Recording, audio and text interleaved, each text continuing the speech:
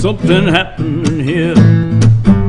What it is ain't exactly clear. There's a man with a gun over there telling me, boy, you better beware. I think the time is tough. Hey, what's that sound? Everybody look what's going down.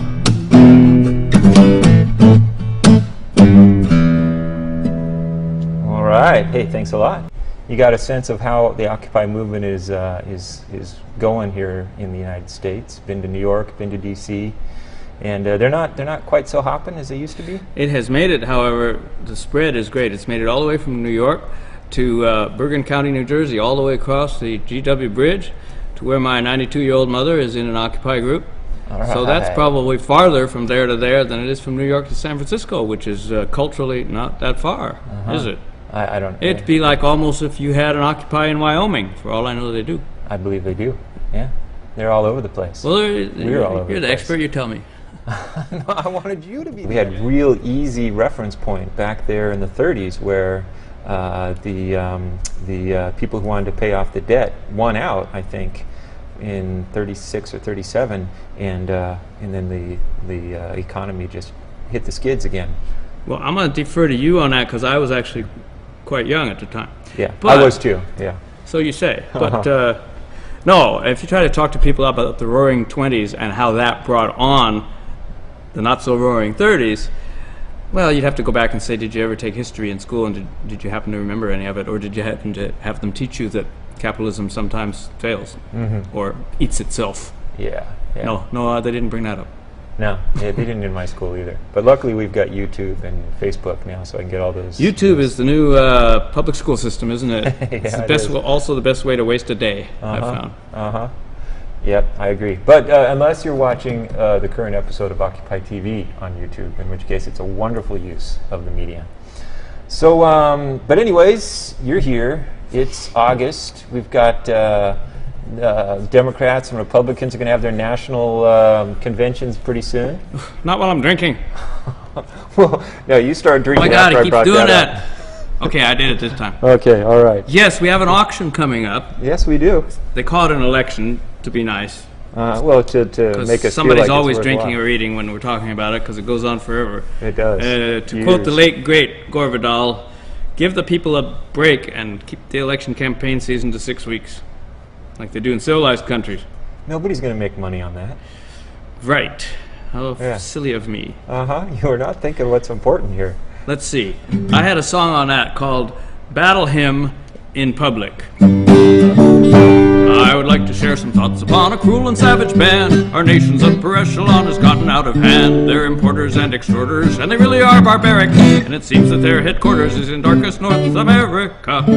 Be they Democrat or Tory, it is all the same old story. They will stand up for old glory, oh so gory and so grand. They have perfect tunnel vision. Their history is revision, but they're experts at division. If it's someone else's land, I suppose you're wondering how long we must go on with this sad song. I will end before I rhyme wrong, and that will be very soon.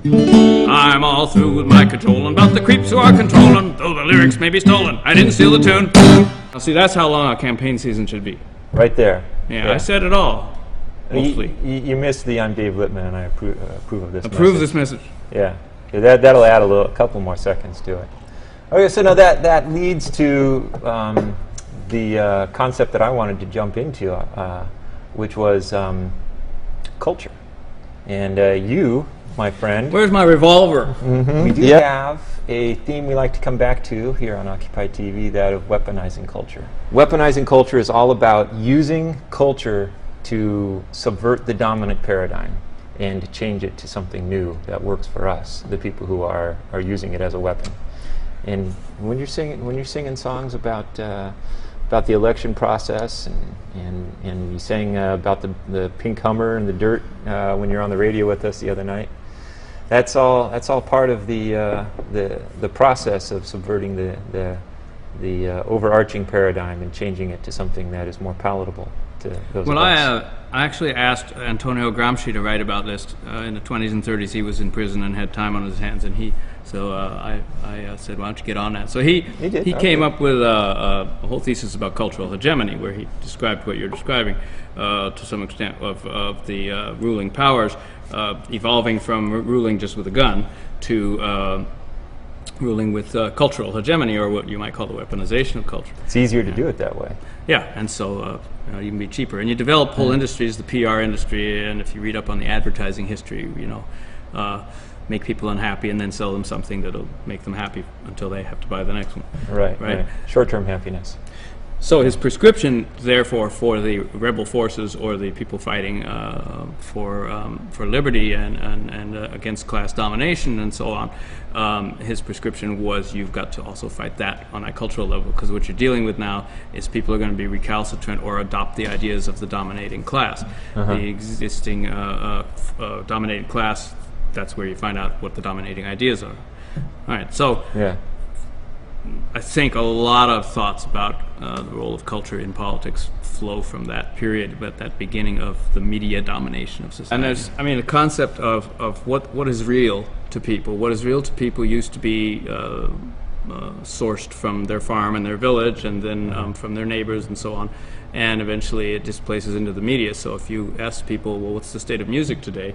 Well, people would cite something that they know from the radio, or in a little more democratized fashion, that they are able to find on the internet through networks that don't go up and down, but go laterally amongst their friends, their new friends all over the world. And that's an interesting development of global village. Right? Big global village. I don't know, I think it's a global megacity, 500 million people. But people live, and this is another thing that, and this will be on the quiz, folks, the simulacrum, where you have what you think is real because you know it's real because somebody told you it's real, and it's realer than anything else. So you know that the Beatles are the originators of rock and roll. You don't realize that what they would tell you themselves is that they developed it in a new direction from what came just before, which was all these black artists that no Americans who were white ever heard, right? So it's an example of what we know must be real, maybe. Well, it becomes real eventually. Yeah. It becomes whatever somebody tells you enough times. I like the big lie theory. So culture you could look at as a big lie until you delve further down into it. And what was W's message? He said that you gotta propel the message. You repeat it enough, you gotta propel the message. That's what you're talking about. It must be that 1 minute I turned him off. The rest of the time he was turning me off. Yeah. You knew that. Yeah, and then he turned around and hit a golf ball. I think that was a different one, but I liked that image. So anyways, though, you are a cultural warrior. You are the cultural warrior. You are taking the concepts of the mass culture and internalizing them and then spitting them out with a different take.